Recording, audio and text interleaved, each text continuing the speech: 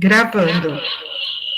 Bom, então vamos dar início então a mais esse estudo, a mais essa oportunidade de estarmos aqui reunidos. Vamos levar o nosso pensamento até Deus, até Jesus, por mais essa oportunidade. Permita-me, Senhor, diante de um assunto tão importante, tão relevante, atual, abrirmos a inspiração do mais alto, para que possamos aprender, Senhor, e praticar um pouquinho mais o Teu Evangelho, estudando forma de auxiliarmos as nossas crianças, nossos irmãos, que vivem essa questão tão delicada, incompreendida, que é a questão do autismo. E bons espíritos possam estar presentes, envolvendo os nossos corações, as nossas almas. E capaz, nosso amado Mestre Jesus, nos envolva hoje, agora e sempre. Assim seja. É isso aí, pessoal. Então, estamos juntos aí mais uma vez. Demos início já no nosso encontro passado, né, sobre a questão do autismo, né, como eu estava até falando aqui agora há pouco, é algo que tem se tornado cada vez mais frequente, cada vez mais comum, né, aumentos assim de várias vezes, em 4, 5 vezes em alguns países, né, em termos de frequência, né, a ponto que hoje em dia já é quase impossível, né, a gente não conhecer alguém autista ou pessoas que de alguma forma lidam com autista, né? Sejam familiares, professores, amigos, enfim. Então é importante, né? Nós, enquanto espíritas, né, magnetizadores e até enquanto sociedade, a gente buscar entender o que significa essa questão do autismo, quais são as suas implicações, a sua causa, né?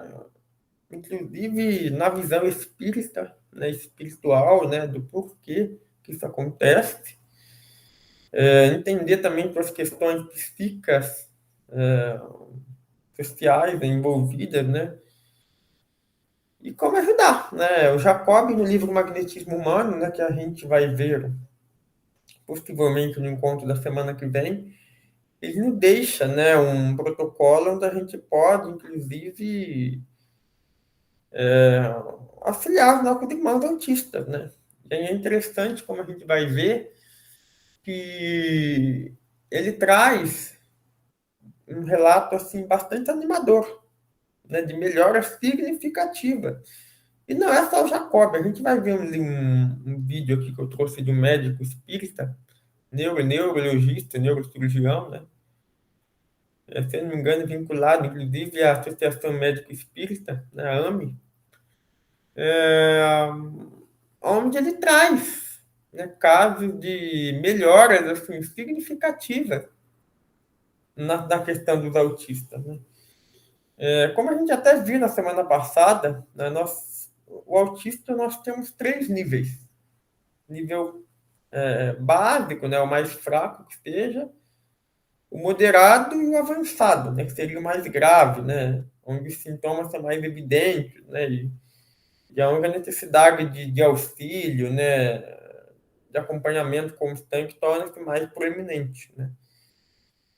E aí, como a gente vai ver na sequência, né, por meio da fluidoterapia, tá, e diversos relatos, né, nós conseguimos muitas vezes trazer autistas nível 3, considerado nível grave, extremamente incapacitante em termos de ser independente financeiramente, por exemplo, né, de capacidade de tocar a própria vida minimamente, né, para nível 1, né, onde, não obstante ainda existam algumas dificuldades, né, consegue ter muito mais autonomia. Né. Isso é surpreendente, né, porque a princípio nós não temos sequer medicamento para o autismo, né, porque como a gente vai ver, não é um traço biológico, né, uma substância ou algo que seja na matéria, pelo menos, né, capazes de dar um diagnóstico preciso e acertado sobre a questão do autista. Né? Esse diagnóstico ele é feito muito mais pela análise empírica da situação, né? de ver o comportamento, né, de ver quais são os sinais, né, que aquela criança ou aquele adulto apresenta, né, em cima de determinados padrões, determinadas formas de conduta, vamos dizer assim, né, que a gente vai ver aqui em alguns vídeos da doutora Ana Beatriz, né, como eu estava falando, é uma psiquiatra, né, muito famosa, né, respeitada por esses estudos nessa área de psicologia, né, de saúde mental, né, enfim, então a gente vai delinear, nós vamos ver mais alguns vídeos aqui sobre essa questão que a doutora Ana Beatriz traz, né, em especial a gente vai chater em cada uma das três disfunções principais que existem na questão dos autistas, tá? Que seria a disfunção social, as disfunções comportamentais e as disfunções na linguagem e na comunicação. Então, como eu falei para vocês, né, o diagnóstico, né, sobre que determinada criança ou adulto que seja um autista ou não é baseado em uma análise mais comportamental, né? Então, nós vamos ver quais são os comportamentos, né, que levam um profissional, obviamente, não precisa ter um profissional para reconhecer, né? Até porque existem vários tipos de. Eu não vou nem falar uma doença, tá? Porque talvez nem seja esse o termo mais adequado, mas existem outros quadros clínicos, vamos dizer assim, como TDAH e outros quadros semelhantes que podem, em algumas circunstâncias, se confundirem com o autismo, tá? Então nós temos que tomar bastante cuidado com isso, né? Para a gente não ter um diagnóstico errado, né? Então por isso que é importante, né, que ele seja feito um profissional devidamente capacitado, né? Inclusive referente com experiência, né? Com isso. O que acaba, na verdade, sendo uma outra questão, né? Porque como, infelizmente, o acesso à saúde, né, não é, na prática, não é assim tão fácil, né, para todos, né? Muitas vezes, algumas famílias têm quadro de autista, né, no outra família, no teu meio de convivência, né? E, assim, nem sabe o que tem, né? Acaba tendo, assim, forma bastante inadequada de lidar com a situação, né? E, enfim, né? Uma questão de saúde pública realmente, né? Onde faltam, sabe, políticas públicas, vamos dizer assim, né? Para esse público, né? Como eu disse para vocês no começo, né? Está cada vez mais comum e cada vez maior o número, tá?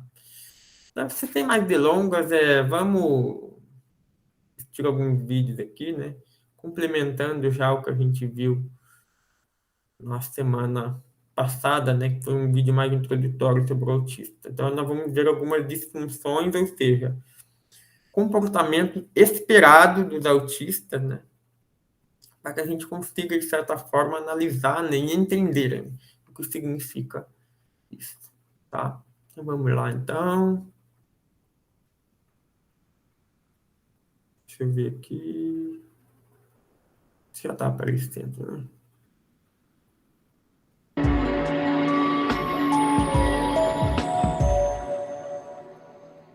Oi, gente, mais um Mentes em Pauta com a Bia e a gente segue falando sobre autismo. A gente fez um primeiro Mentes em Pauta com a Bia falando de autismo para fazer uma grande definição. Hoje a gente vai falar sobre a disfunção social, que é a principal. Lembrando que a tríade do autismo é disfunção social, disfunção de linguagem e comunicação e disfunção comportamental. Hoje a gente vai falar sobre a principal, que são as disfunções sociais. Para quem não é inscrito, se inscreve no canal, deixa o seu like, acione o seu sininho para receber todas as novidades que a gente vai produzindo em cima daquilo que vocês vão pedindo para a gente, tá bom? E não se esquece também de se inscrever lá no Instagram, Ana Beatriz 11, para poder ter acesso às lives que ocorrem todas as segundas-feiras às 19h30, que é o Mindinho de Prosa, que eu bato um papo sobre tudo, né, que está na atualidade, com meu amigo Alex, psicólogo, tá bom? Vamos lá, gente. O que seria essa disfunção? Quais seriam os sintomas dessa disfunção social?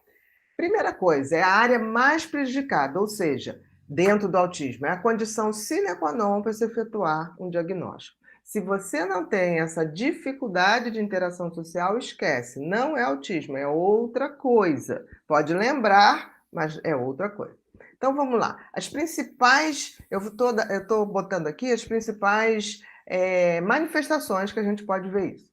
Dificuldade na interação social, parece não escutar. Então, quando você está conversando com um autista, o que acontece? Você fala, mas ele não olha para você, ele fica assim, como se fosse aham, aham, aham, aham, aham, mas ele não está percebendo, ele não está interagindo com você, porque ele está muito focado em interagir no hiperfoco dele. Então, é muito comum ele não olhar nos seus olhos nessa interação e conseguir ficar muito pouco. Às vezes, existem autistas, os Asperger, por exemplo, que são extremamente educados. Então, ele fica no movimento que ele aprende a fazer de que ele está ouvindo. Então, ele fica fazendo meio assim, ele fala, aham, entendo, entendo. Ele vai repetindo isso, porque ele aprendeu que isso é uma maneira de você falar que está escutando o outro. Mas, na realidade, é muito difícil manter essa conversa,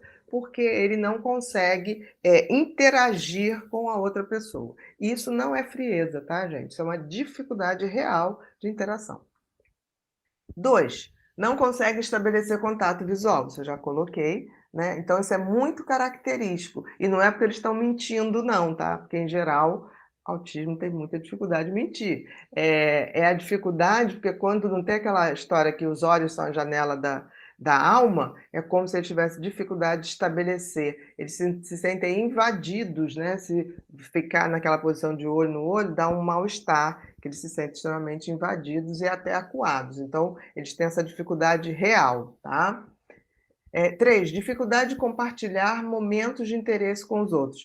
Isso é muito interessante porque, em geral, as crianças, os adultos com autismo, independente dos graus, eles têm interesses muito específicos. Então, assim, quando eles gostam de música, eles só querem ouvir música. Em geral, a mesma música, várias vezes. Eles são capazes de ouvir horas. Eu estou falando horas, é horas mesmo. 2, 3, 4, 5, 6, 7, 8 horas a mesma música. E achar aquilo maravilhoso. Porque tudo que é previsível no mundo deles é uma questão que fica mais fácil deles lidarem. Então, essa dificuldade de ter esse mesmo tipo de interesse no mesmo grau de intensidade. Então, há uma dificuldade muito grande de estabelecer essa troca de interesse com os outros. 4, dificuldade de antecipar movimentos, ou seja, levantar os bracinhos quando a mãe vai pegar, por exemplo. Isso acontece muito, gente, quando você tem um tipo de manifestação, por exemplo, o bebê. O bebê, quando a mãe coloca para mamar, em geral, ele se sente aconchegado, né? Porque fica o contato de pele ali com a mãe. No caso das crianças com autismo, e quanto maior o grau isso é mais manifesto, a dificuldade, porque é como se ele se sentisse quase agredido. Então, é muito comum essa hora da mamada ser uma hora de muito choro, muito incômodo, né? E o que deixa as mães de primeira viagem, principalmente, muito perplexas, achando que ali tem um refluxo, mas eles não têm refluxo, eles têm um incômodo desse contato, porque o autista ou a pessoa com autismo tem como é que a gente diz? Uma hipersensibilidade ao mundo, aos barulhos, ao toque, então isso fica visível nisso. E também tem aquele bebê que quando você olha e ri para ele, interage com ele, ele joga a mãozinha dando sinal de interação com você. No caso de bebês com autismo, isso não ocorre, ou seja, essa antecipação que a gente chama de movimento, né? A gente faz o movimento e a criança faz aquele risinho e dá o bracinho. Isso, em geral, não ocorre quando a mãe ou alguém que trata ele vai pegar. 5, se divertem mais com animais ou objetos do que com pessoas. Por quê, gente? Porque os animais e os objetos são previsíveis. Então, lembre-se dessa hipersensibilidade que eles têm em relação ao mundo. Então, eles gostam de coisas previsíveis. Por exemplo, um cachorro. Um cachorro é simples, né? Se ele gosta de você, ele balança o rabinho, né? E ele logo detecta isso. Então, para ele, isso é muito fácil de detectar. Eles gostam muito de objetos que repetem movimento, né? Por exemplo, o trenzinho ou aqueles objetos de decoração que você liga e fica feito um cubo rodando, ou um círculo. Eles são capazes de ficar horas ali. Por quê? Porque aquilo é previsível. E a previsibilidade do mundo acalma eles, porque é como se o mundo fosse algo muito cheio de estímulo, muito cheio de, de coisas que ele tem que dar conta o tempo inteiro. Então, ele gosta dessas coisas muito previsíveis. E as pessoas são bem imprevisíveis. Então, a lógica das pessoas com autismo é totalmente diferente da lógica do ser humano como um todo. Então, eles acham que o relacionamento com pessoas é uma coisa cheia de muitas regras que ele não capta com rapidez. Então, ele prefere realmente objetos, brinquedos. É muito comum crianças com autismo brincarem com coisas muito simples e repetitivas, né? Para que ele tenha essa paz, digamos assim. Poucas expressões e previsíveis, ou seja, os animais em geral e os objetos têm poucas coisas que você tem que desvendar no sentido e são previsíveis. 6. Utilizam pessoas como instrumento. O que significa isso? É, ele é como se a pessoa, por exemplo, uma criança com autismo, ele quer essa caneca. Então, essa caneca está num lugar inacessível. Ou então ele quer que você pegue para ele. Ele chega e leva você lá, bota a sua mão para você pegar e você dá a caneca para ele.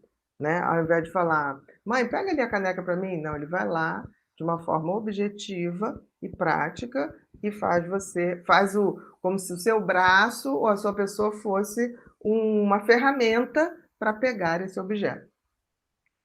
7. Podem apresentar risadas inadequadas sem motivo ou fora de contexto. Isso é muito importante, porque muitas pessoas se sentem ofendidas quando estão perto de alguém com autismo e não sabe, principalmente num lugar público, e essa criança, ou esse adolescente, ou esse adulto dá um riso. É um riso sem sentido. É o riso pelo riso. É interessante. Parece como se fosse um riso de uma compulsão que acalma, né? É como se aquele riso desse para ele como uma pessoa que arranca o cabelo. Aquilo acalma ele, mas é totalmente desprovido de sentido no contexto social, tá bom? Gente, isso aqui é o que a gente vai falar nesse vídeo hoje, porque é uma coisa simples para a gente ficar bem gravado o que são as disfunções sociais. E não se esqueça que as disfunções sociais são as condições sine qua non, é a condição sine qua non para o diagnóstico de autismo. Tá bom? Espero que você tenha gostado. Não, e tem uma coisa boa também, gente. Para quem está gostando desse tema autismo, mês que vem, em dezembro, a gente está lá no Clube Mentes, para quem é assinante.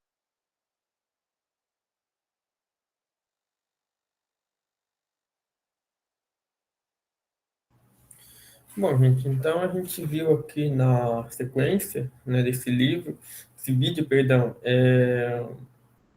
as disfunções sociais, né, que como a doutora bem disse, são condições sine qua non, ou seja, condições obrigatórias que necessariamente precisam se manifestar naquele indivíduo, né?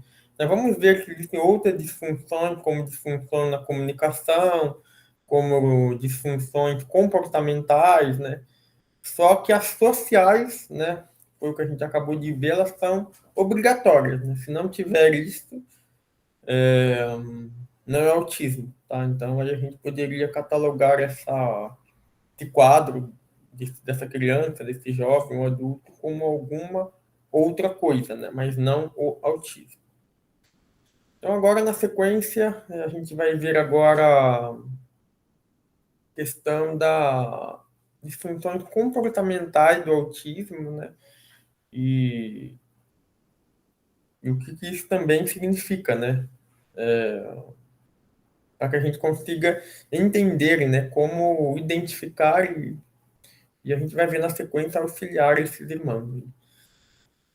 Bom, então, Miriam, seja bem-vinda. Não falei oi para você. Temos o Antônio Carlos aí também, né? Se é a primeira vez que está. Seja bem-vindo, viu, meu irmão? É um prazer aí estar expandindo aí nosso grupo, tá? A qualquer momento vocês podem se manifestar, viu? Se quiser perguntar alguma coisa, tá? A ideia é que a gente faça o nosso grupo de uma forma bem dinâmica, tá bom? Bom, então vamos apresentar agora esse outro vídeo aqui. Aqui.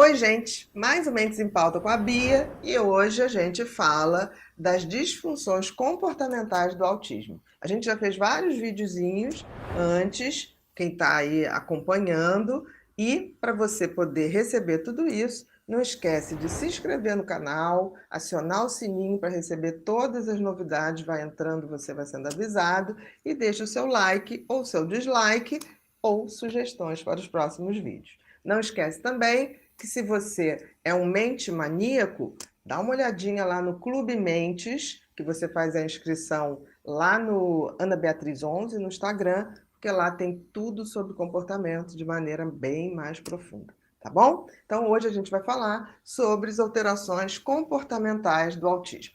Vamos lá. Aí a gente já está. As alterações comportamentais já são algo bem mais visíveis, são menos sutis, né? Porque a questão da interação, das disfunções sociais, a gente tem que explicar um pouquinho mais por que que ocorre. As próprias disfunções da linguagem ou da comunicação, a gente também tem que detalhar um pouquinho mais para as pessoas leigas, mas as disfunções comportamentais são aquelas mais visíveis, estão no comportamento do próprio criança ou do adulto ou do adolescente com autismo. Então vamos lá, gente. Interesses restritos, como dinossauros, carros, trens, informática. Eles tendem a querer um tipo de assunto e ficar muito focado nele, porque é como se aquilo desse uma segurança, é como se aquele universo que eles têm como um foco liberasse eles do restante do mundo que é muito agitado, que é muito estimulante, que é muito doloroso para o autismo, né? É muito estímulo demais. Então, eles são muito chegados a um assunto, se aprofundar naquele assunto e gostar daquilo por tempo indeterminado e aprofundar naquele assunto de saber detalhes, tá bom? Então, por exemplo, crianças, é natural que crianças se fascinem com dinossauros, mas quando essas crianças são fascinadas de uma forma absurda, ou seja, não é um momento que passa, é o tempo todo aquilo, a gente tem que ficar alerta. Por exemplo, trens, por quê? Tudo que tem movimentos repetitivos, como a gente já falou em outro vídeo, acalma eles. Então, o trem ele sempre vai seguir um circuito e voltar para aquele mesmo ponto de saída. Isso para o autista, para a criança que tem autismo, é uma coisa muito tranquila, dá paz para ele. Como ele pode ouvir a mesma música por horas a fio, como ele pode ver o mesmo filme infinitas vezes. Quando a gente fala infinitas vezes, são infinitas vezes mesmo, decorando todo o texto, essa previsibilidade das coisas acalma, porque imagine que o autismo dele tem uma hipersensibilidade ao mundo. Então, tudo que é muito imprevisível deixa ele muito alerta e deixa ele muito desconfortável, porque ele tem dificuldade de interpretar o que está acontecendo ao seu redor. Então, por isso eles têm de ter esses interesses.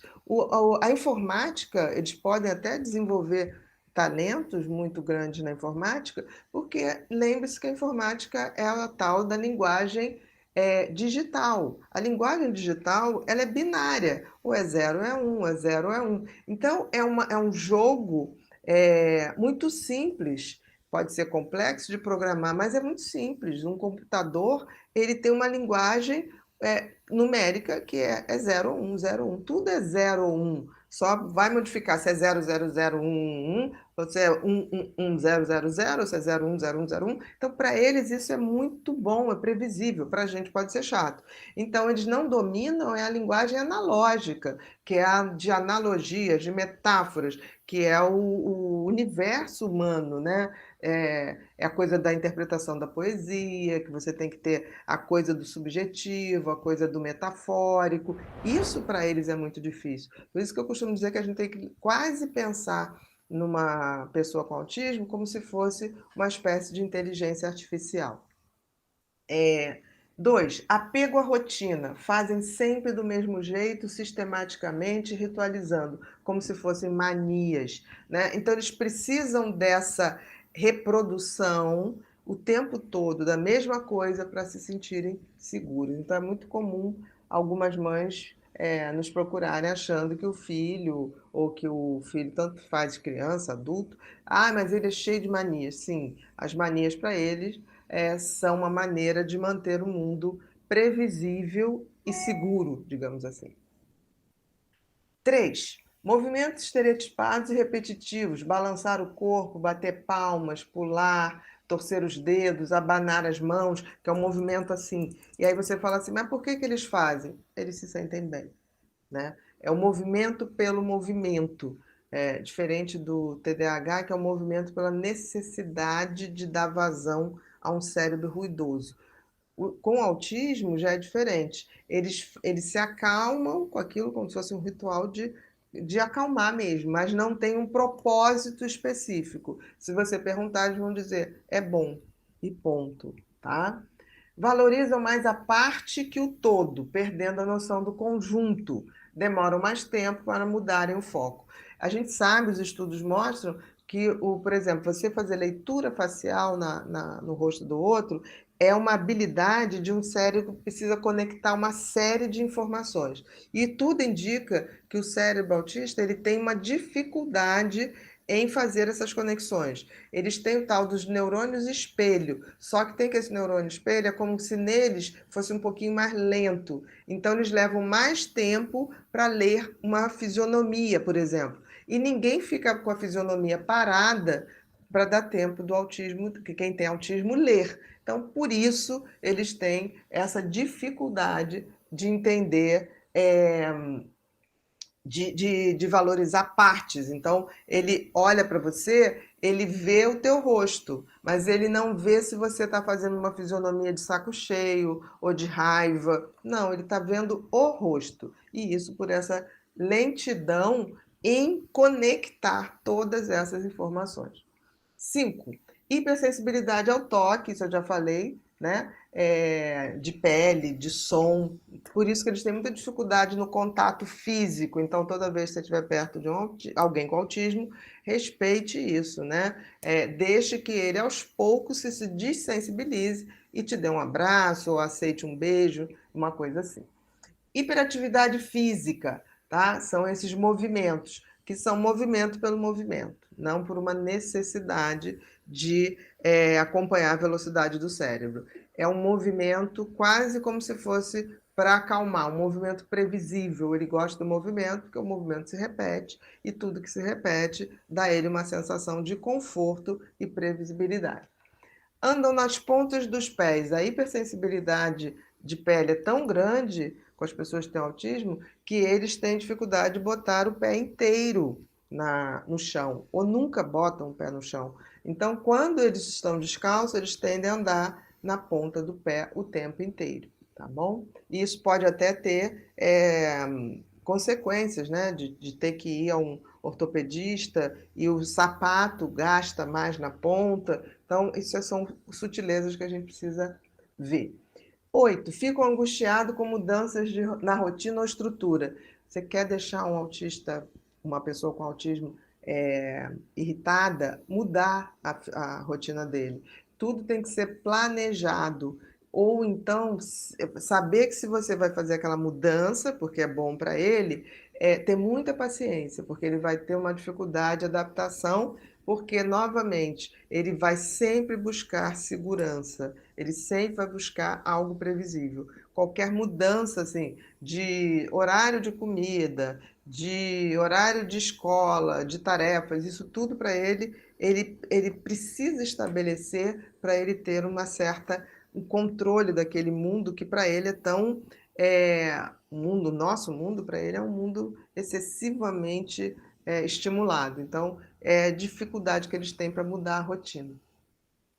Autoagressão, nos casos moderados e graves, pode haver, eles podem se morder, se bater, bater a cabeça, que tudo indica que é em relação a esse não entendimento do universo ao seu redor. Quer dizer, o universo de quem tem autismo é muito dele, é um mundo singular.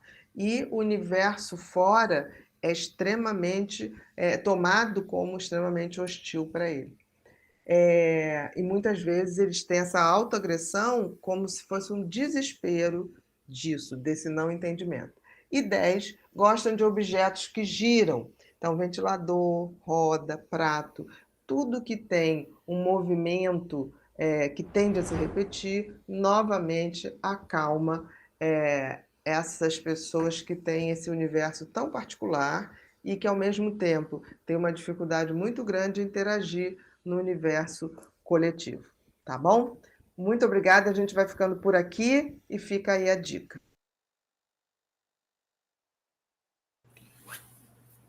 É bem interessante, né, o que nós vimos, né, nessa questão de principalmente ter aspectos mais visíveis, né, da questão dos artistas, né, até porque aspectos comportamentais são muito mais fáceis da gente identificar, né, até mesmo uma pessoa leiga, né, minimamente atenta conseguiria identificar alguns desses sinais, né.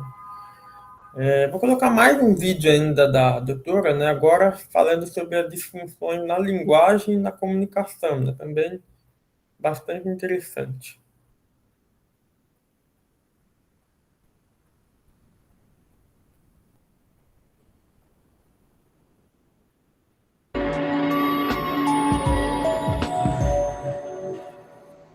Oi, gente, mais um Mentes em Pauta com a Bia e a gente hoje continua falando um pouquinho sobre autismo. Hoje a gente vai falar de uma disfunção do autismo que traz muito problema, que é a disfunção na linguagem ou comunicação. Então, essa maneira deles falarem com os outros, de se comunicarem, é uma grande dificuldade que exacerba bastante a interação. E é real, quer dizer, não é uma coisa que eles fazem porque não estão afim de falar. Existe essa dificuldade que tem que ser muito bem trabalhada. Vamos lá.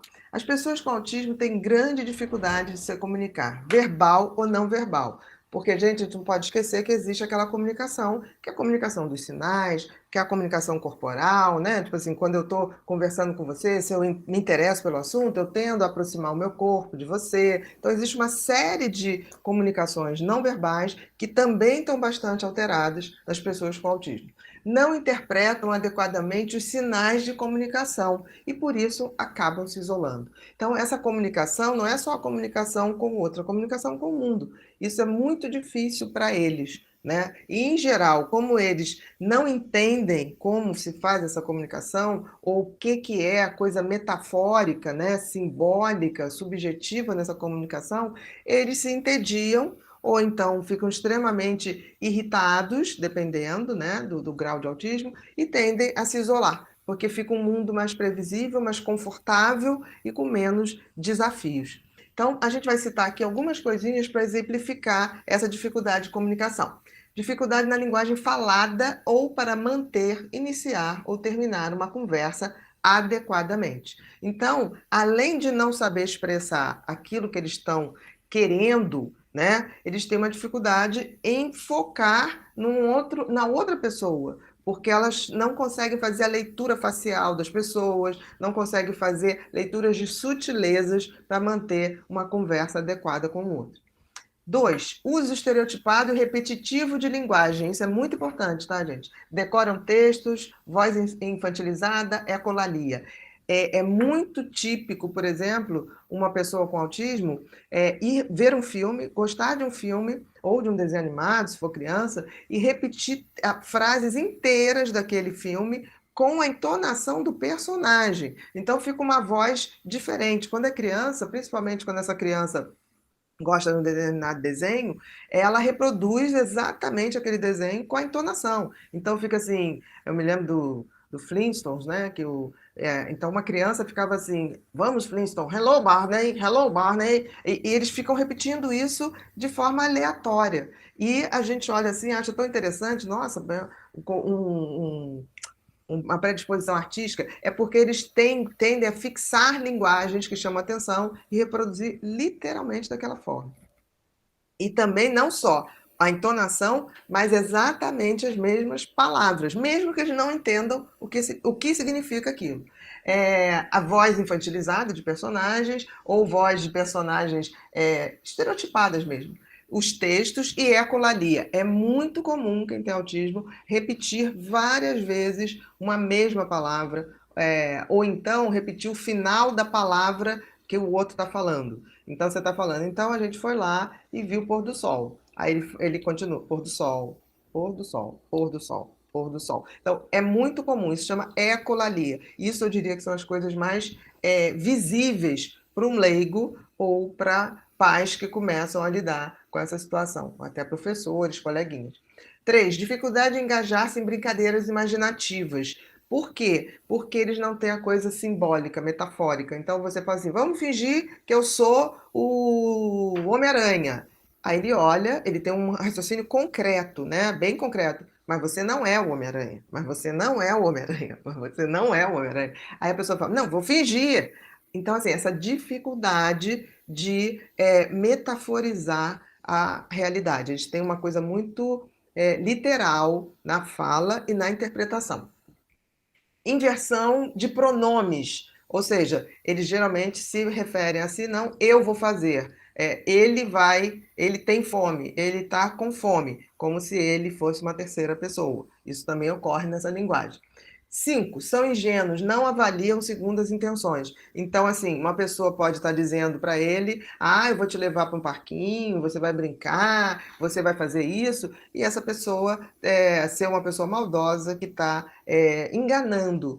Teve uma época, acho que há uns 2 anos atrás, tem uma foto, um vídeo de um garoto que estava numa festinha, tinha uma menina que tinha autismo e ele chamou ela para levar ela para mostrar um brinquedo, uma coisa. Acabou levando a menina, era um adolescente, bem perverso, nitidamente psicopata, e levou a menina, esmurrou a menina, sangrou a menina e matou essa menina. Então, assim, as crianças que têm, os adolescentes que têm autismo e até os adultos, nós temos que tomar atenção redobrada, temos que ter atenção redobrada, porque são sempre crianças e têm uma ingenuidade que muitos podem se aproveitar. O abuso sexual contra crianças com autismo é muito mais alto. Então, assim, mães, pais, professores, fiquem alertas. Vocês têm uma criança ingênua, sem maldade, que pode ser facilmente manipulada. 6, dificuldade de entender ironias, piadas e duplo sentido, até por esse raciocínio literal. Então você fala assim: fulano adorou aquela situação. E aí está se falando esse adorou de uma forma que está dizendo assim, detestou, né? Não aguentou. E aí ele fala assim, não, fulano não gostou. Então essa sinceridade, essa verdade literal que muitas vezes cria um constrangimento ali na família quando alguém tem que usar uma mentira diplomática. Então, cuidado para não fazer isso na frente de crianças ou adolescentes com autismo. Não sabem mentir, enganar, dissimular. São sinceras. Não peça o autismo mentir, porque vai sair uma coisa totalmente torta.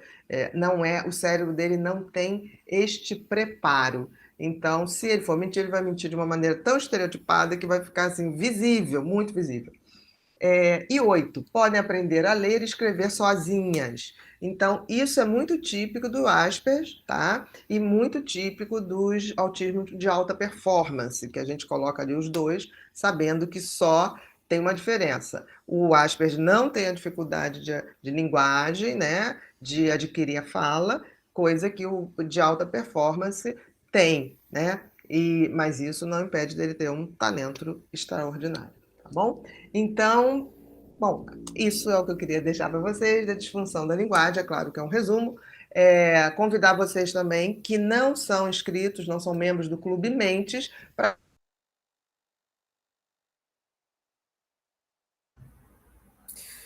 Pessoal, então agora a gente viu, né, mais um capítulo aí das disfunções aí de comunicação, né, enfim.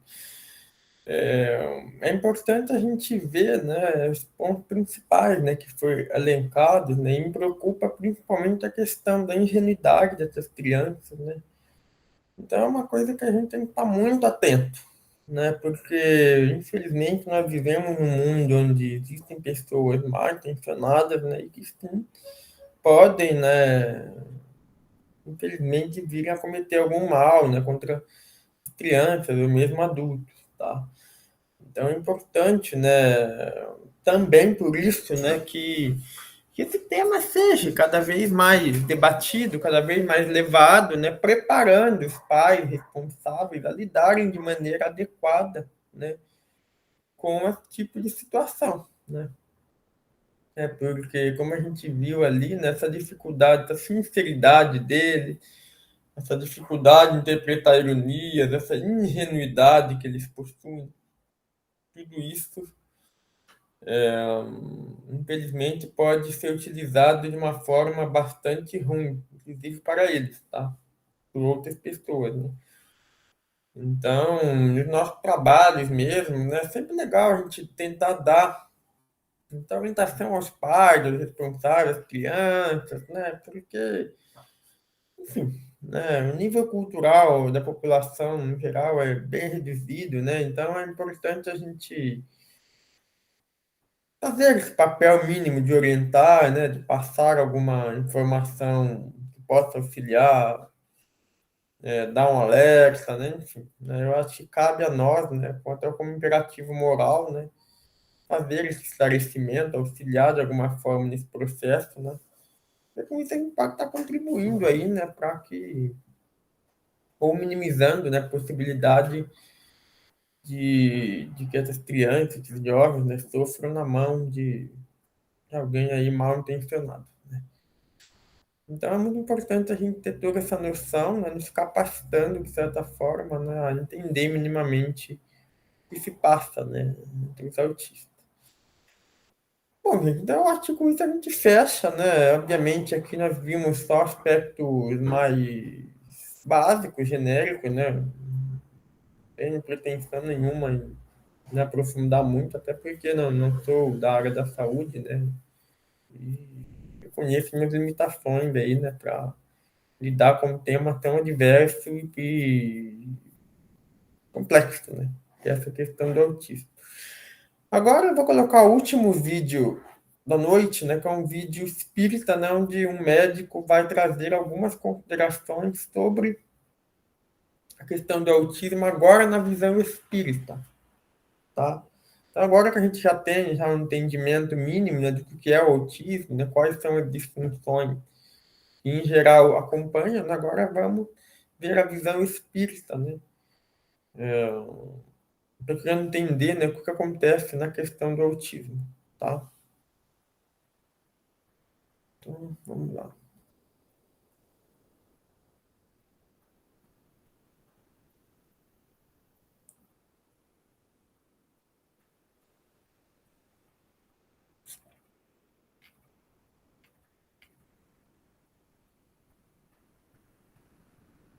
Bem-vindo ao Papo Espírita, a espiritualidade na sua vida.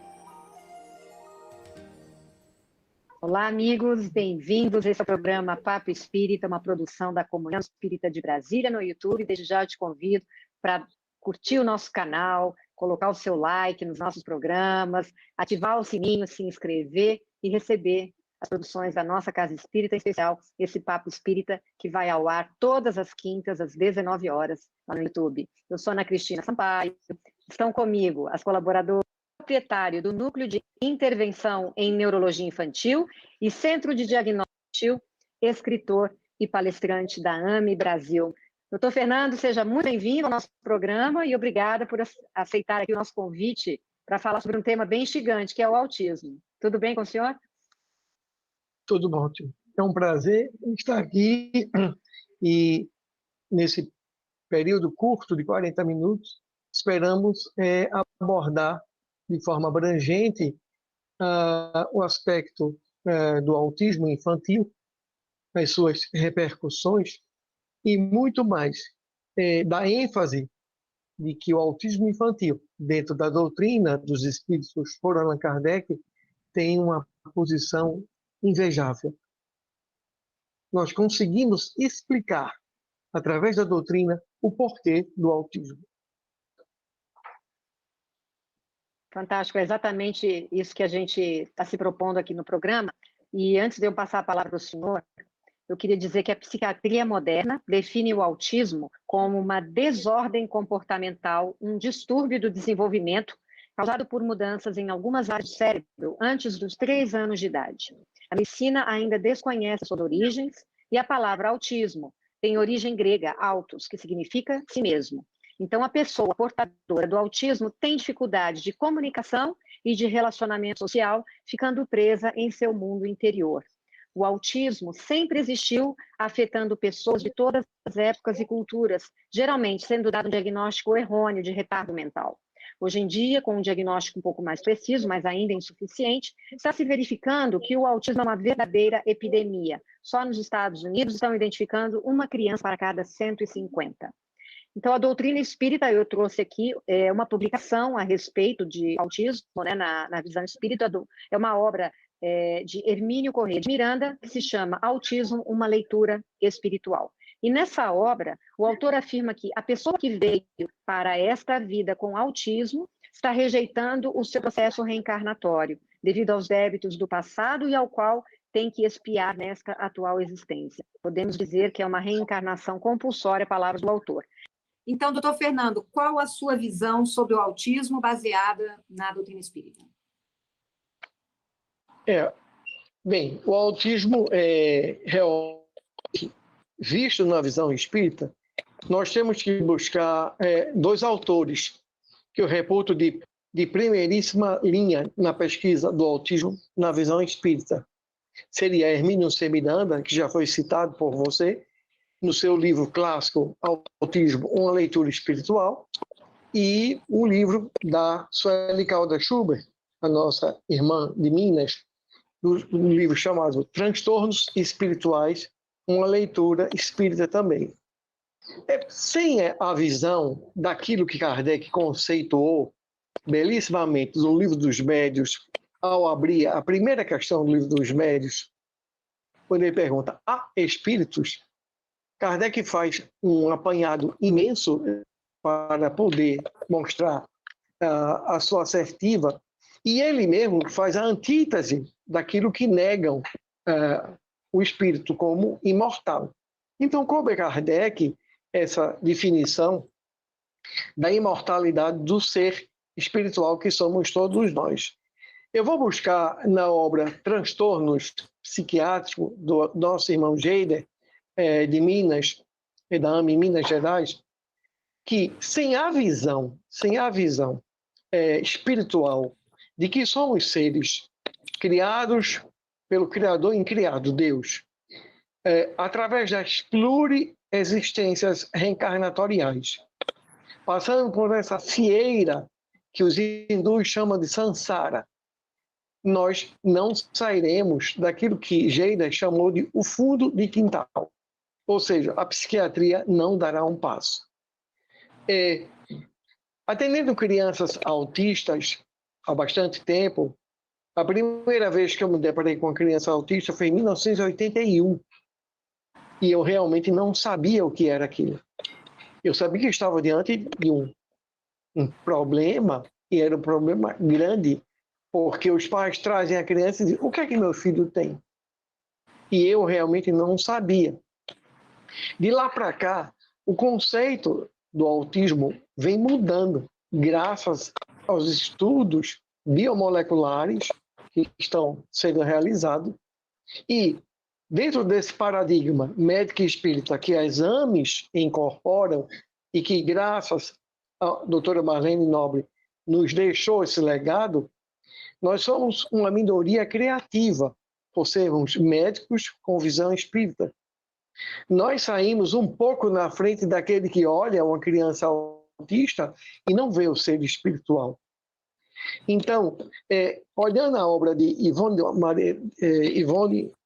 do Amaral Pereira sobre recordações da mediunidade, nós vamos ver Bezerra de Menezes, no livro, descrevendo algo muito interessante. Que o sentimento de culpa, ele é o pássaro negro, expressão que foi dita nessa última obra da Lavra de Divaldo Pereira Franco, que é Vidas Vazias. Então, o sentimento de culpa gera sobre o campo mental, e o campo mental, que é o formador do campo perispiritual, e este é o modelador, organizador biológico, na expressão de Hernani Guimarães de Andrade, ele é quem vai modelar o corpo. Então, ele vai imprimir ao corpo o erro passado que tem efeito sobre a morfogênese dos gametas. Porque não existe nenhum exame e nenhum marcador biológico ainda que dê o diagnóstico científico do autismo.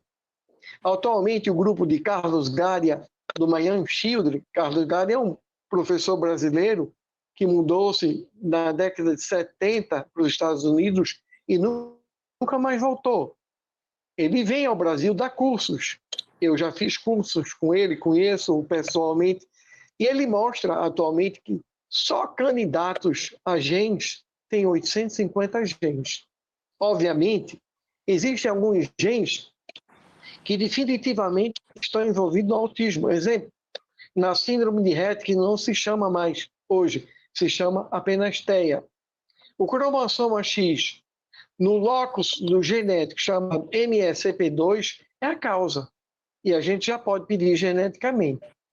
Mas por que tudo isso? Por que esses erros genômicos em uma criatura, se ela é filha de Deus? Ela é filha de Deus, mas ela tem erros em ferir as suas leis. E as suas leis são imutáveis. E ao ferir, eu adquiro, como diz Chico Xavier, né? Eu vou ferir a lei do amor. Que as leis de Deus são lei de amores. Apesar da parte terceira do Livro dos Espíritos contar 10 leis, que começa com a lei da adoração, termina com a lei da justiça, do amor e da caridade, ali são as leis que nos igualam, né? Nesse momento em que tem tantos aforismas de cor, de sexo, de raça, né? As criaturas não conseguem se achar iguais, tendo o mesmo pai. Então, está no campo mental. Eu corroboro com a ideia de Hermínio Miranda, baseada na teoria da psicóloga Ellen Barr, que veio a falecer em 1970, na teoria de que o autismo é a pura negação de uma reencarnação. Então, nós temos trabalhos que nós apresentamos durante nossas idas com a doutora Marlene. Nós apresentamos trabalhos sobre crianças autistas encarnadas, evocadas, e que foram avaliadas pelo nosso grupo, do grupo mediúnico, e nós apresentamos 10 casos, principalmente na Holanda, em Viena e na Alemanha. E nós abrimos uma discussão muito ampla naquela ocasião, porque a gente trazia uma expressividade nova de que o fenômeno autista se reporta a um espírito reencarnante. E ele vem numa expiação, provação para ele e provação para os pais, em um processo que, aos nossos olhos, parece ser um castigo, mas que, na verdade, é educativo e modelador. Uhum. A Miriam acho que tem uma pergunta, né, doutor Fernando? Pode fazer, Miriam. É interessante que o doutor Fernando está trazendo, né, esse olhar amplificado. E, de fato, nós da doutrina, que estudamos a doutrina, sabemos das nossas afinidades e dos nossos compromissos em ajudar o outro, né? Então, o doutor Fernando trouxe a informação, que para nós é muito, muito palpável, de que dos compromissos dos laços afetivos na família, né? Há um compromisso de vir daquela maneira necessitado de determinadas experiências, enquanto autista, o filho, mas há um compromisso bastante grande da parte dos pais para ajudar esse espírito, né, reencarnante autista, para que ele realmente consiga, nas experiências a que está sendo proposto, minimizar, né, as culpas que trazem. Mas a minha pergunta, então, é relacionada a isso, doutor Fernando, como os pais, ao invés de se sentirem injustiçados ou marcados, né, por uma vontade divina que desconhecem, como eles podem auxiliar esses filhos autistas nesse descobrimento dessa nova experiência? Essa pergunta é excelente porque abre ensejo do seguinte: a maioria dos pais que eu atendo de crianças autistas, eles vêm com essa queixa. Por que eu? Você imagine que eu tenho 2 casos relativamente raros. Eu tenho um caso de trigêmeas autistas. Elas são univitelinas, são monozigóticas. E a criança univitelina é clone de si mesmo. Então, me chegaram 3 crianças de uma cidade de Pernambuco, que Juazeiro fica equidistante a 40 outras cidades e basicamente 5 estados, e essas crianças me chegaram. E a mãe me perguntou, por que eu, doutor? E normalmente a gente vai durante as conversas dando ênfase de que o pai é justo, misericordioso e bom e não castiga. Se deu a ela, já a deu antecipadamente, antes que ela reencarnasse. Mas a gente não pode abordar isso, principalmente que a mãe dessas crianças era evangélica. E eu consegui que ela se tornasse espírita. Porque foi através do espiritismo que ela conseguiu tirar todo o seu pranto, toda a sua angústia, toda a sua vontade de suicídio. Que ela dizia, eu não me acho capaz de cuidar de 3 autistas, e ainda mais meninas. E olha, que na classificação atual do autismo, essas crianças eram autistas grau severo, que hoje a gente divide leve, moderado e severo, com ou sem comorbidades, ou seja, com deficiência intelectual, que é o DI, ou com outras comorbidades como epilepsia, que atinge 40%, o transtorno de déficit de atenção e hiperatividade, que atinge, o toque, que atinge.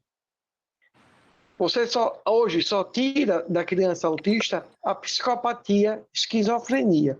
O autismo não conduz e não evolui com esquizofrenia. Então, nesse caso, eu levei à mãe a seguinte ideia: Deus é tão sábio que, sabendo que a senhora é uma mãe especial, lhe deu 3 crianças, que são 3 pérolas, para a senhora criar. E nós vamos juntos, através das diversas técnicas de fono, terapia ocupacional, psicologia, psicopedagogia, acompanhante terapêutico de sala de aula, acompanhante terapêutico em casa, transformar essas crianças. E essas crianças me vieram há cerca de 1 ano e meio atrás. O nível dela, eu caí de 3 severo para nível 1. E o nome disso é amor. O amor, como diz Jesus, apaga a multidão dos pecados. Se você muito amar aquele que lhe for dado e tiver por ele amor e esperança, realmente as coisas hão de mudar. Agora, é difícil? A gente abordar que eu não estou diante de uma menina, 2 ou 3, eu estou diante de 3 espíritos. Esses 3 espíritos merecem o meu carinho, o meu amor, e tudo que a ciência me reporta e me permite usá-las para que elas voltem a melhorar. A mãe foi indicada a uma casa espírita na região, ela aceitou, começou a fazer o evangelho. As meninas, quando me vieram ao consultório, elas não suportavam roupa, elas tinham o chamado TPS, que é o transtorno de percepção sensorial, num nível elevadíssimo, ela não aguentava o toque, e na última fotografia, elas bateram o retrato comigo. Todas 3 de vestidinho, de laços na cabeça, e botaram a mão sobre minhas costas, que antes ninguém tocava. Então, eu acho que, como diz Joana, né, na obra que fala sobre a família, constelação familiar, ela deixa bem claro, aqueles que te foram dados por Deus. Tira deles o máximo que te puderes de aprendizados, mas não desista deles. Não desista deles, porque são filhos de Deus. Imagine se ela desiste da vida dela mesmo como mãe e das filhas. Ela voltaria numa situação igual à das meninas. Então, eu acho que a doutrina dá uma abertura muito grande, principalmente para o médico, que tem um paradigma médico espírita, de poder abordar e levar essa esperança. Outra coisa que há de se dizer, o filho foi oportunizado, mas é de Deus. Porque, como Deus diz no Evangelho, não são os pais que geram o espírito do filho, não mais do que apenas lhe dão conteúdo material. O espírito é imortal, vem do espaço, e o pai o criou como criador incriado, que é justo e bom. Então, esse é um processo que a gente tem que debater, né? As pessoas querem cura, querem receita, querem medicação, não existe nenhuma dieta, não existe nenhum remédio, e a gente sabe que eu fiz uma live, vocês devem conhecer muito bem, Elsa Ross, de Londres. Eu escrevi uns 2 capítulos para um livro que Elsa me pediu e fiz uma live para o British Unity Spirit de Londres. E a gente conversou bastante isso. Principalmente em Londres, aparecem remédios, receitas milagrosas. O único milagre, como dizia Chico no livro dele, já citado, sobre a luz do abacateiro, sobre o abacateiro de Carlo Bacelli, de 1981, em que Evaldo trazia uma criança. E Chico dizia assim, essa criança precisa de muito cuidado, muito amor dos pais e muita atenção, porque essas crianças querem desistir da vida. E o que eu tenho visto desde 1981 é que o risco de suicídio em criança autista existe e é grande, principalmente no adolescente. É uma coisa interessante que o autismo, né, com a sua dificuldade de diagnóstico, com a sua ausência de remédio, né, que exige apenas terapias, todas essas que o senhor citou, ele traz esse componente de desafio, né, para a família, e também com relação ao preconceito que ainda existe, porque, como o senhor mesmo falou, o diagnóstico ele ainda é complicado, né? Ainda existem comorbidades, quer dizer, a questão se amplia, né?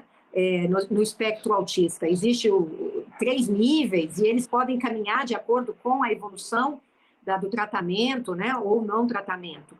Mas como que a gente pode lidar para os pais de autistas, né? Com essa questão do preconceito com a sociedade? E existem pessoas, eu fiz uma pesquisa aqui, grandes nomes, né? Como Einstein, Bill Gates, que tinham um espectro autista em algum grau. O que o senhor diria para essas pessoas que lidam com os autistas sobre essa questão social, a inserção social deles? O autismo ele está envolto na esfera das elucidações a serem feitas.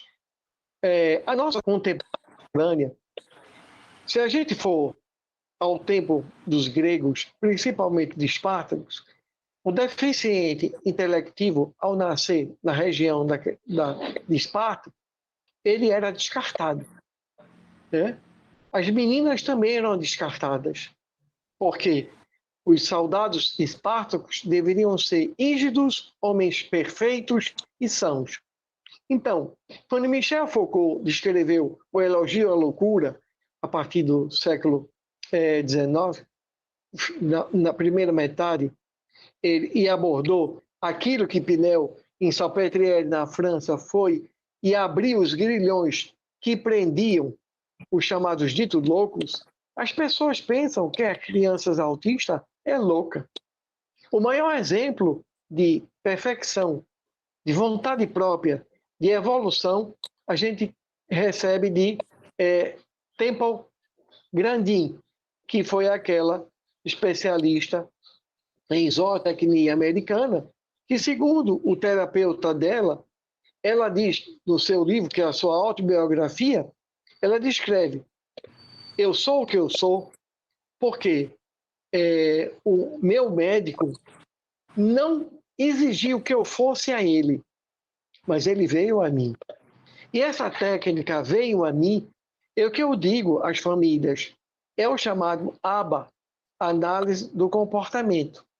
A análise do comportamento da criança autista é uma perspectiva totalmente diferente de outros atendimentos. É o profissional que vai à criança autista e não a criança autista que vem ao profissional. Eu digo sempre no meu consultório, e tem um jardim de inverno, e nesse momento de pandemia eu estou trabalhando sem ligar ar-condicionado e com o jardim de inverno aberto. E a gente sabe que o ser humano tem janelas de desenvolvimento. E as janelas de desenvolvimento, elas se fecham. Então, uma das janelas mais conhecidas é a linguagem. Nós somos os únicos animais cientes, conscientes, que utilizamos fonemas e construímos palavras. E quando a janela se fecha, e ela se fecha até 30 meses, aí é um grande problema. Porque o diagnóstico do autismo cada dia está sendo dado de forma mais precoce? Porque a gente precisa pegar as janelas do neurodesenvolvimento abertas, principalmente a da linguagem, que tende a se fechar aos 30 meses. Então, eu sempre digo que a senhora está vendo esse jardim de inverno, a senhora só entra nele se eu abrir. E é isso que o técnico vai fazer. Todos. A TO, a fono e a psicóloga. Todos têm que trabalhar pelo mesmo método. E uma vez por semana, dentro do possível, os três trabalharem com a criança em uma sala que nós chamamos hoje de integração neurosensorial. Por que a criança autista, de grau severo, não se permite o toque, como as trigêmeas? Porque ela tem transtorno de percepção sensorial. Se eu for trabalhar os transtornos de percepção sensorial pelo método de Bobat, que é um método antigo, da década de 70, no Lido Espástico de Londres, que foi criado por Berta e Cara Bobat, então, nesse caso, eu vou conseguir, com uma abordagem subliminar, e tirando aquela hiperexcitabilidade que existe na pele, existe a nível da audição.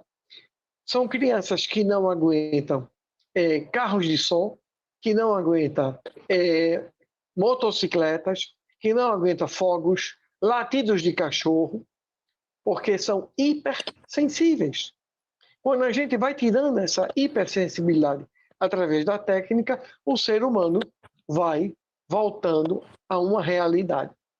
Entender que, até hoje, o autismo não tem cura completa, mas tem tratamento reabilitador que o transforma em uma posição muito e quase normal. Exemplo, se temos o jogador de futebol, Lionel Messi.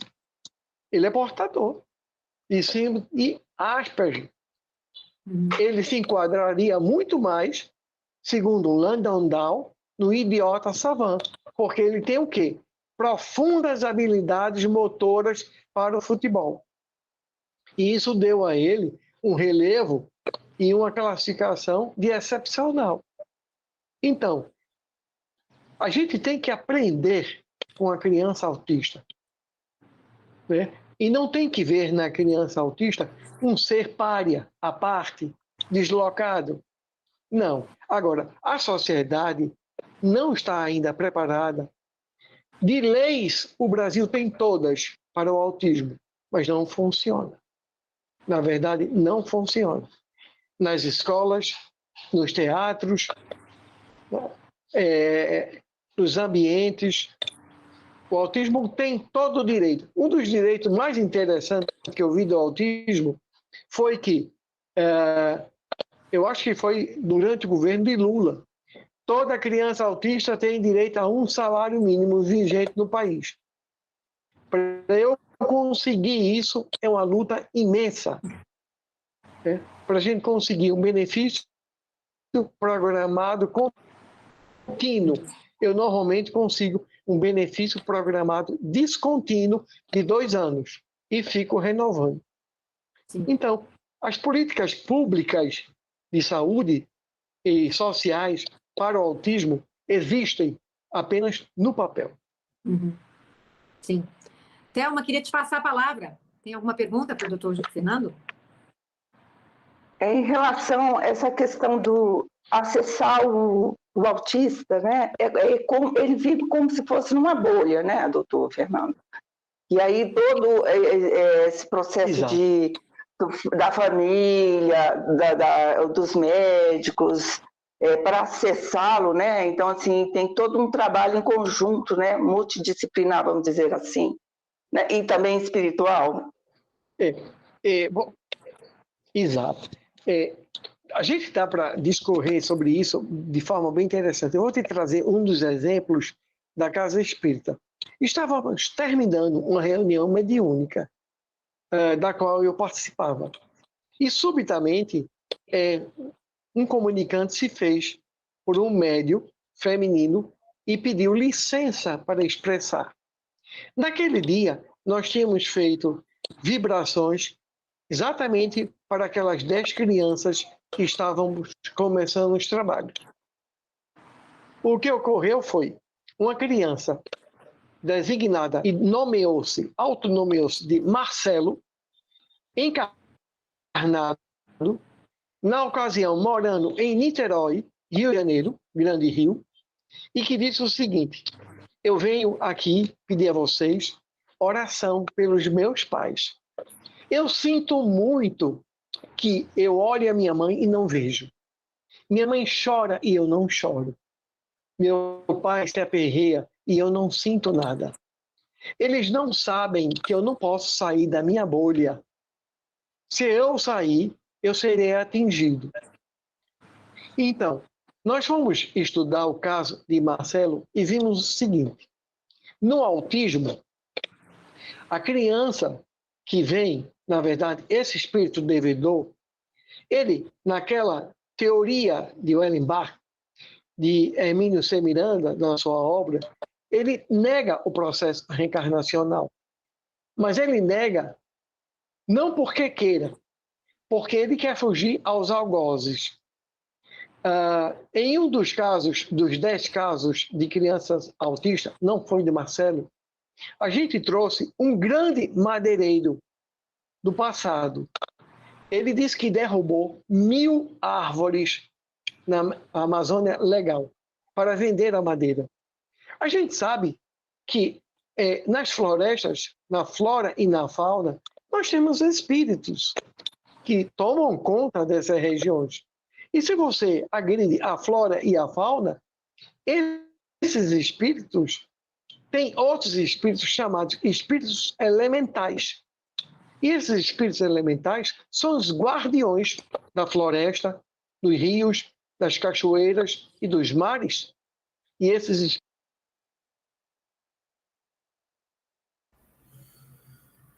Fazer um comentário aqui, isso é bem interessante o que o doutor está falando. Estou vendo aqui, ainda faltam 10 minutos, 13 minutos para o término do vídeo. Talvez a gente não vai conseguir terminar desse vídeo agora, porque não é ideia que passar o horário, né? Então a gente termina na semana que vem, né? Mas, assim, só falando, contextualizando o que ele está falando, a questão dos elementais, né? Porque isso aí gera também muita dúvida, né? André Luiz fala alguma coisa, tal. Na verdade, assim, elementais são espíritos de estágio evolutivo intermediário, tá? Entre o reino animal e o reino nominal, pode ser também entre o reino nominal e o estado de espírito puro também, na qual não existe um correspondente reencarnado aqui na Terra. Ou seja, só existe no plano espiritual, né? Um animal, por exemplo, muito animal, não é um animal, tá? Mas só por falta de denominação apenas. Muito mais inteligente que um animal qualquer, só que um pouco abaixo do ser humano, entendeu? E aí essas criaturas, né? Elas existem apenas no plano espiritual, né? Elas são gerenciadas por espíritos muito evoluídos, né? E muitas vezes elas se ocupam de fenômenos da natureza, né? Então protegem as florestas, protegem, e aí a chuva, né? E daí vem até essas crendices, essas superstições, né? Que tem esse fundo de verdade em relação a isso, né? Que é elfo, gnomo, saci pererê, curupira, então, tudo aquilo que está no folclore, né? Tudo aquilo que está nas histórias, né, infantis, né? Em geral tem um fungo de verdade, né? E vem dessas criaturas em estágio intermediário, né? E o que acontece? O que nós estamos vendo no vídeo? O autista, né? Ele muitas vezes ele se fecha nessa bolha por um complexo de culpa e medo dos algozes. Por que isso acontece, gente? Ó, pensamento gera conexão, certo? O autista, nesses casos, ele morre de medo de seus algozes, né? Que muitas vezes podem nem realmente existirem, mas assim, eles sentem aquele medo horroroso, né? Então, uma forma de dificultar esses algozes de o encontrarem está justamente fechando-se numa bolha. Você está entendendo? Então, é como se ele fechasse ou diminuísse as emanações mentais para o exterior, né? Onde seus supostos ou prováveis algozes teriam mais dificuldade em encontrá-lo, e aí ele se fecha no mundo dele. Por que ele acha o mundo exterior tão hostil? No fundo, é o medo do que está no exterior. Medo de algozes, medo de inimigos, medo das consequências daquilo que fizeram. Ele se reencarna, ele se recusa a reencarnar, ele tem medo de reencarnar, muitas vezes por medo.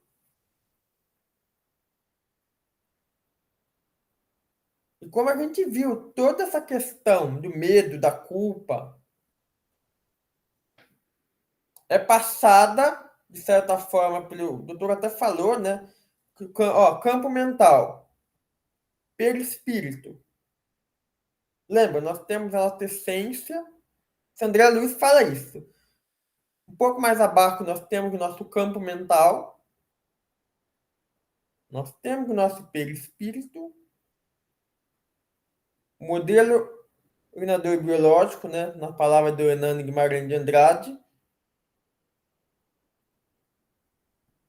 né, que seria, na verdade, o correspondente, né, tem relação aí com o duplo etérico e tal, por fim, no corpo físico. Então, o estado mental que eu me encontro reflete diretamente no corpo físico.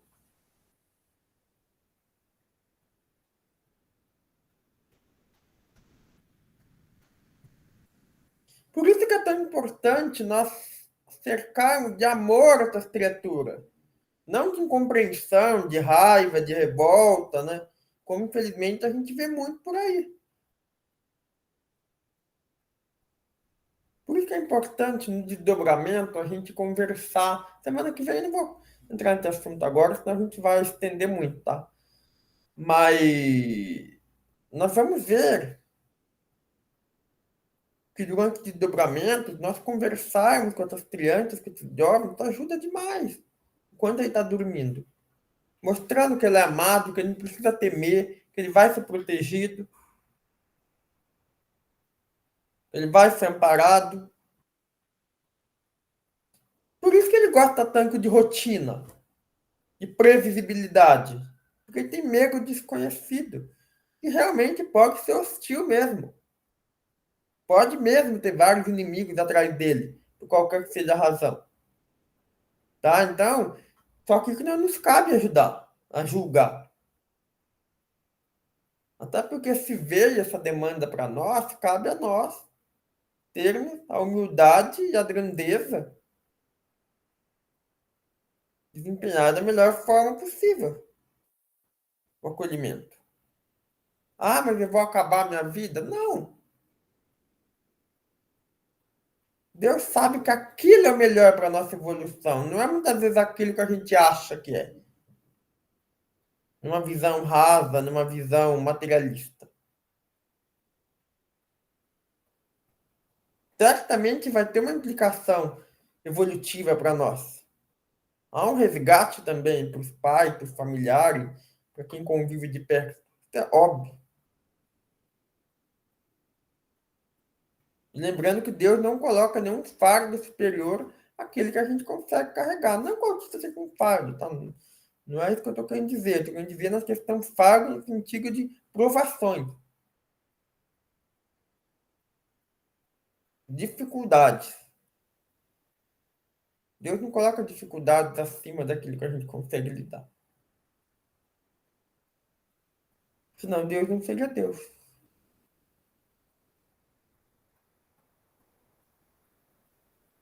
Então é importantíssimo a gente ter essa compreensão, né? Essa discussão é bem interessante. Na semana que vem nós terminaremos esse vídeo, né? Eu vou tecer mais algumas considerações sobre isso. E aí, na sequência, a gente já entra no livro, né? Vai ter um protocolo, tá? Então, é um assunto aí deveras interessante aí para a gente se debruçar e continuar estudando, tá bom? Querem falar alguma coisa, queridos?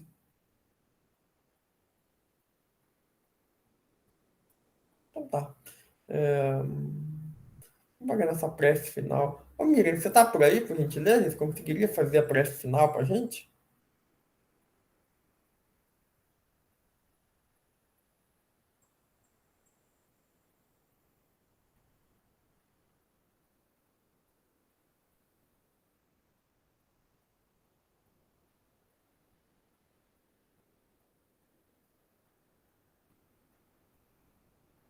Eu acho que ela deve ter se ausentado por alguma razão.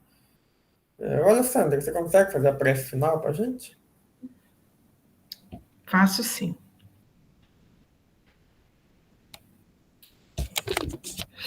Pedimos neste momento que a superioridade acolha estes autistas que vieram neste mundo, que não são bem compreendidos e que correm atrás, muitas vezes, de seus diagnósticos, de seus tratamentos, muitos deles aí sem a oportunidade e sem o devido esclarecimento. Pedimos nesse momento também que todos os conhecimentos adquiridos nesta reunião que se propaguem para nós e também para aqueles que assistirem os vídeos, para que possamos ajudar essas pessoas a serem melhor aceitas nesse mundo, a se encontrarem dentro deste mundo. Obrigada, Senhor, por esta reunião e por estar nos acompanhando em todos os processos de estudo e também nos momentos que nós nos dedicamos aí a colocar em prática os seus ensinamentos. Amém. Amém, meus queridos.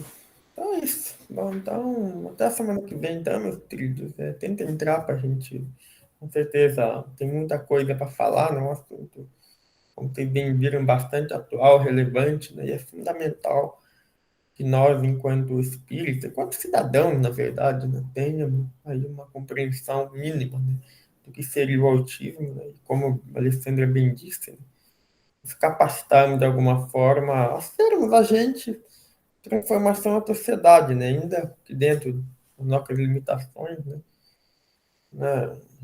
Ter um foco de luz mínimo aí diante de tanta ignorância que, infelizmente, né, ainda permeia a nossa sociedade. Tá bom, meus queridos? Então, até a semana que vem.